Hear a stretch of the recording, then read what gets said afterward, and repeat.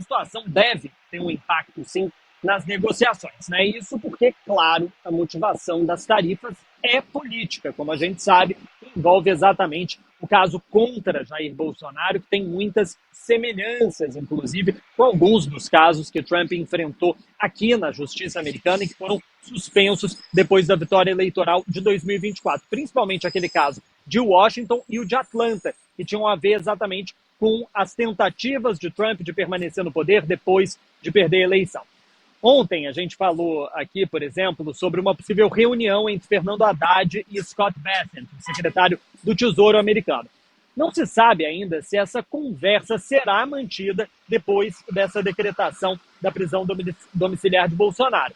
Assim como não se sabe se isso deve adiar uma possível conversa entre os presidentes Lula e Donald Trump. Isso pode atrapalhar, inclusive, os esforços brasileiros de adicionar mais produtos àquela lista de exceções: café, carne bovina, frutas, calçados, enfim, etc. Reforçando, é claro, que as tarifas de 50% sobre os produtos brasileiros começam a ser cobradas a partir da meia-noite de hoje, aqui no horário da costa leste dos Estados Unidos, 1h de quarta-feira, no horário de Brasília. Megali, Roberta.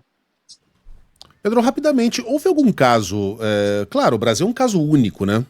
Porque aí a mistura da questão econômica com a questão ideológica política, mas houve algum caso em que alguma grande tarifa imposta a algum grande país foi suspensa nas últimas horas, né? Faltando não dias, mas horas para que entrasse em vigor?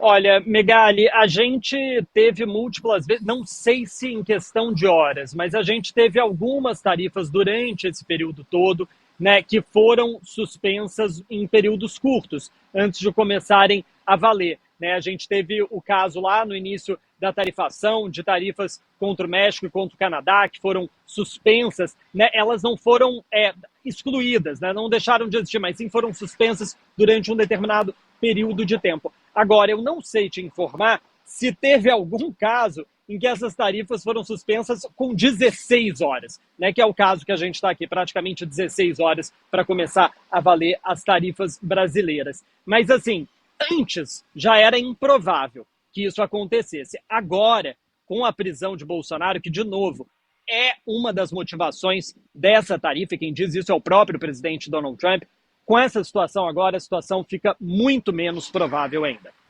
Muito bem, mas quem sabe, né? Precedentes estão aí para serem abertos. Pedro, obrigado pelas informações, até amanhã.